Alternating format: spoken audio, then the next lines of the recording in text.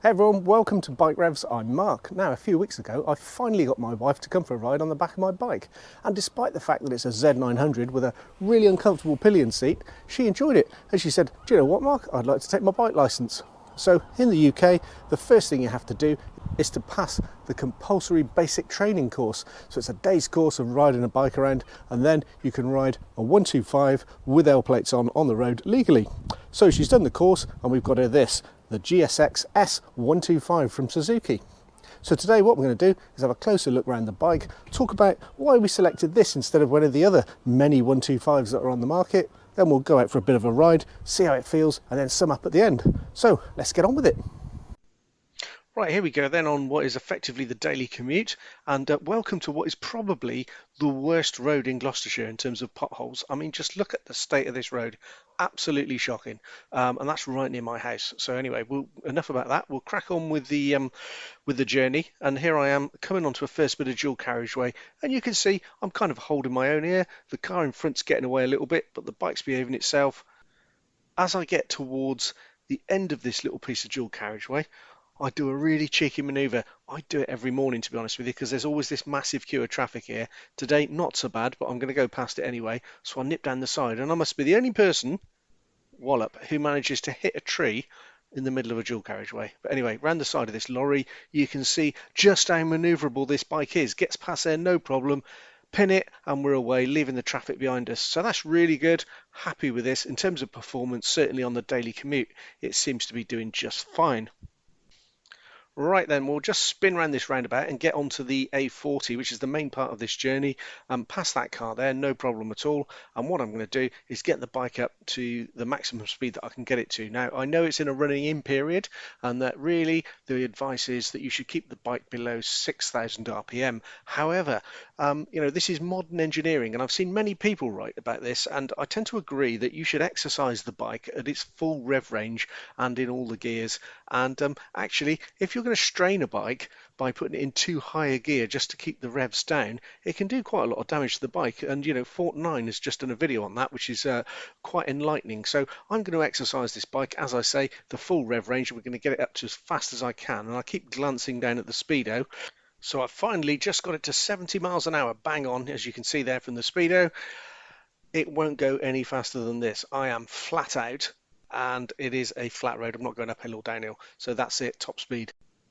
So, why the GSX-S 125? Well, in short, because my wife liked the look of it. And as I've said before on this channel, that's about 80% of the decision process. However, she's never ridden a motorbike, and so behind the scenes, there was obviously quite a bit more to think about. There are loads of 125s, but I steered her away from the race bikes. Sure, they look great and look much bigger than a 125 should, which is always a bonus for a beginner's ego, but they are uncomfortable and compromise on safety because of the head-down racing position that you have to ride in, but mostly because she has weak wrists, and any more than 5 minutes on one of those and she's going to be in agony. Now, she didn't like off-roaders, so that kind of leaves some ridiculous 125 cruisers and the sublime naked bikes. So out of the naked bikes, there's the Z125, which would be the obvious choice for a quacker fanboy like me, but it looks like a bag of bones compared to its bigger Z900 brother, which we're used to seeing on a daily basis. Of course, there's the Yamaha MT125, but that has the looks that even a mother couldn't love. Honda was a close contender, but if I'm honest, we both found that one a little bit dull. And then, of course, the old Honda CB125, much like the Yamaha YBF125, seems really small and weedy when you've been perusing all the others in this class. KTM didn't score particularly highly when she looked at it, and even lower when she sat on one. Plus, I'm still not convinced about the reliability of them. Triumph don't make a 125, well, not that I can find anyway, and that leaves us with a raft of Chinese makers and, of course, Suzuki. Right, I had to mention Chinese brands, didn't I? Well, you asked. Well, no, you didn't. But anyway, I used to have one. It was a Lexmoto ZSX R125, and it looked amazing. At least I think so. It came in at £1,700 brand new. Well, this was in 2019. They're a little bit more now. And it was great. Well, at least for about a week. So where to start? Well, the indicators stopped working. Rust started to appear under the tank, which had little to no paint on it. The top of the tank was fine, but underneath there was just a bit of primer and not much else. The service interval on these Chinese bikes is something like 300, 600, 1200 and 2000 miles. It's ridiculous. If you ride a lot, like I did, then you just have so many trips to the garage. And yes, they put a 30-watt light bulb in the headlight as well, which is about as bright as a snuffed out candle. Now, I swapped it for an LED, and in the process of doing that, I broke a few bits of plastic and the housings for all the nuts and bolts. Now, I could go on all day about the issues with Chinese motorbikes, and I could also rage about the Chinese government's attempt at global domination, at least in the world of electronics, but to be honest, I really like my DJI drone, and I like Kung Fu movies, so that would be a bit hypocritical. And when all said and done, I had a great time on that bike. My mate had a 125 as well, and we were very evenly matched. His had slightly more horsepower, and he won't mind me saying that he's a little bit heavier. So he was quicker downhill, I was quicker uphill, and on the level, it was dead even. So there we were, flat out heading to the Malverns with me lying down on the tank trying to get ahead, and we were laughing our heads off over the intercom, and afterwards thought about it. If we'd have been stopped by the cops, they would have been expecting two 17-year-old kids cocking about. But instead, they would have found two 50-year-old blokes behaving like kids, and that's exactly what bikes do to you, isn't it? But you know what? Having said all of that, I've never really wanted to go back to one, and didn't relish the thought of picking this bike up and riding it 1.5 hours back home.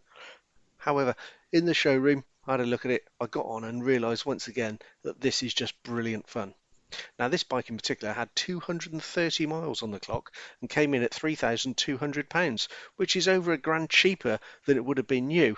And only 230 miles on it. I mean, it's literally as good as new and with full dealer warranty. The ride home was fabulous, and in just a few minutes, I grew to love the bike. Whipping down the country lanes, not so much maybe on the dual carriageway, and since then, I've commuted on it a few times, which is obviously what you're watching me doing right now. So let's go through some stats on the bike, but now we're going to switch over and take a look at my wife riding it. Now, this is not to assess her riding, okay, because this is only the second time she's been on a bike having just done the CBT. So I know she's looking a little bit tense, okay, and now it's also not an opportunity to rate my missus, although I do appreciate that she is looking rather hot in all her gear, and I know I'm punching well above my weight. You don't need to tell me. Anyway, here comes some specs. That's of the bike, not my missus. The engine is a 124.4cc single-cylinder liquid-cooled engine. The power output approximately 15 horsepower. Torque's around 11 newton meters. Transmission is a 6-speed constant mesh. Brakes, front and rear disc brakes with ABS, as you would expect. The suspension's got telescopic front forks and rear monoshock, and the frame is a diamond type steel frame, whatever that is. Seat height is about 785 millimeters, so 30.9 inches, which is just the right height for me at 5'7". And the fuel tank capacity is 11 litres or 2.9 gallons. Now bear in mind, this bike does about 117, well, near enough 120 miles to the gallon. So that's about 350 odd miles to a tank, which is fantastic. And in fact, when we went to fill up with fuel the first time, I filled my bike up, handed the nozzle across to the wife. She filled hers up and went, "Oh my God, I think there's something wrong with this. It just keeps clicking." And I said, "No, the tank's full, dear. That's all you've used." And she was amazed because normally she drives a pickup truck which does about 10 gallons to the mile. Anyway, so it's really frugal, fantastic money saver there in terms of miles per gallon. The weight is approximately 133 kilograms, and it's got some tyres on it which are, adequate for a 125. They're not particularly special.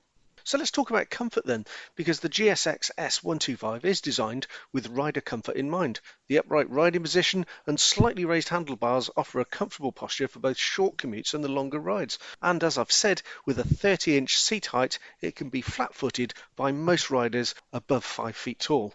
Now, I personally am 5'7". I've got a 30-inch inside leg. I'm an average build and a little bit chubby, and I have no difficulty reaching the floor whatsoever. It's really, really comfortable. But I've got my mate, who I talked about earlier, and we've already established that he's much bigger than me, and at I think something like 6'3" with a powerful build, he doesn't look too out of place on it. Now, the seat is the main problem for me personally. It is rock hard, and any more than half an hour on this bike and you've just got to get off and massage your butt cheeks, preferably in a private place. Now, the suspension is also very solid indeed, which doesn't help. And also, the foot pegs are just aluminium like you would find on a race bike. Now, I'm used to having a thick layer of rubber and anti-vibration weights for comfort. So again, half an hour and your toes are tingling. I guess really the GSX-R and the GSX-S have a lot in common, and this is simply the GSX-S version. Is really just a race bike with less fairing. So you get a lot of the discomfort of a race bike without it actually being a race bike. I reckon they could have made it a little bit softer for street use. But that aside, the size, the geometry, and the sitting position and so on really does suit a wide range of people for all shapes and sizes. Next up, let's talk about reliability. Suzuki, of course, is known for producing reliable motorcycles as one of the big Japanese four. And the GSX-S 125 is no exception. The bike is built with quality materials and components that contribute to its durability. You've only got to walk around this bike and touch and feel a few of the bits on it, and you realise that it really is made very well. So routine maintenance and just proper care will ensure that the GSX-S 125 remains a reliable companion for many years. So in terms of performance, we've talked about this a little bit already, but it offers 124.4cc that offers a good balance of power and efficiency. And with its lightweight chassis, the bike feels nimble and responsive, making it ideal for urban commuting and navigating through traffic. Whilst it's not designed for blistering speeds, well, after all, it is a learner bike, you will get to 70 miles an hour as we've proved. So theoretically, you can hold your own on a dual carriageway. In practice, that's fine when you've got the busy morning commuter traffic, but at a less busy time, let's face it, nothing's doing 70 miles an hour on the A40, and you're going to be the slowest thing on the road. Same for any 125 really, so just be wary of the dual carriageways and our 70 mile an hour speed limit. Next up, let's talk about technology. The screen is a basic black and white LCD. They could do better, so Chinese bikes, for example, already do, and later models of this GSX undoubtedly will, but for now, it's more than adequate and clearly shows the information you need on a large enough display. The rest of the bike is pretty standard for a new bike in this class, with ABS, decent brakes and tyres, and a very bright headlight, as you can see from this clip of me and the wife coming home late at night on a dual carriageway. In fact, that LED headlight is better than my Z900, so what's going on there? Also, the indicators on this bike are bright enough to burn your retinas out, although they are bulbs instead of LEDs. Now, haven't we moved on a bit from those? Bulbs? I mean, really? Come on. But yeah, not much really to talk about technology. I mean, again, it's a 125 learner bike, so you don't want a load of gadgets distracting you. What you need to do is just ride the bike and concentrate on the road ahead. And again, this bike allows you to do exactly that. Right, in terms of ownership, costs and things like that, we've already talked about, bargains are there if you're going to buy a bike that's got a few miles on the clock. The first service on this is at 600 miles, which is a good amount of miles before you need to have to take it in. Fuel economy, we've already discussed, is excellent as you would expect, and the insurance is no more than anything else in its class. In fact, I think it's a little bit cheaper than some of the race bikes of the same cc. So overall then, the review information, which I've got to say I've shamelessly stolen from a piece of AI, says that the reviews of the GSX-S 125 generally praise its styling, ease of use and versatility. Riders appreciate its comfortable ergonomics, making it suitable for both new riders and experienced ones. The bike's lightweight nature and nimble handling receive positive comments, especially for city riding and manoeuvring through tight spaces.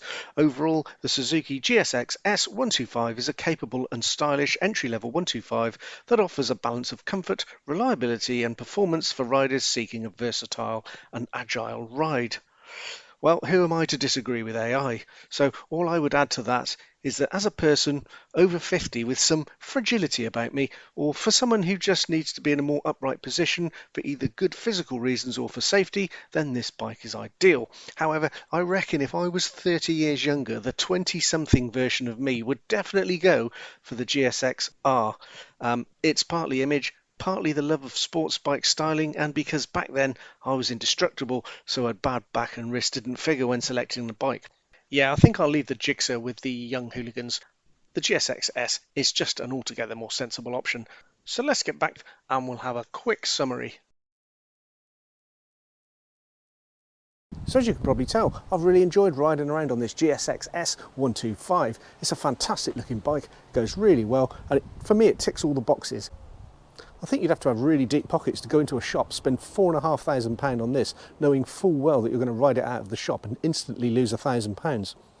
So much better then if you can find one of these with a few miles on it. I would suggest one that's done between 650 and 1,000 miles, and that way somebody else has taken care of that depreciating value, and it will have also have done its first service.